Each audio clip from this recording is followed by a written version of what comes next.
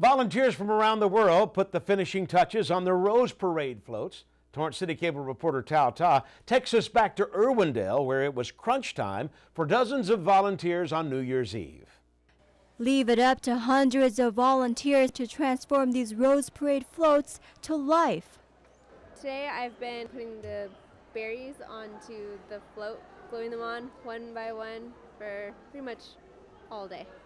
Everything from berries, silver leaves, fresh coconut, sesame seeds to over 7,500 roses were used to cover up every nook and cranny on Torrance's whimsical float that featured a playful cat chasing birds, eventually needing to be rescued by helpful firefighters.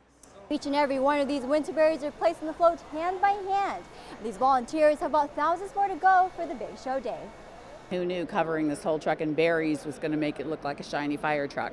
It seems like it would be kind of easy, but you have to get the glue on right. It has to be the right tackiness, consistency, and then placing the berry. There's two ends to a berry.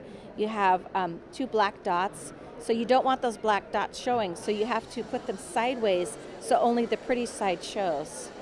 Over 300 volunteers have been working around the clock since the day after Christmas. Gluing the backs of eucalyptus leaves with contact cement, and then they will go to someone who is placing them where they belong on the float. So preparation is very important. From first-timers to experienced volunteers working furiously painting, cutting to gluing the dry materials. Looks good to me.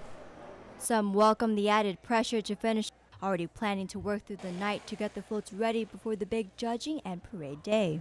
It's just good fun. It's fun. It's tacky and dirty, but it's fun. The pride of seeing the Rose Parade float make their way down Colorado Boulevard for the world to see is like no other. On the day of when it's going down, you can say, oh, I did that part, I did that part. So it's really cool.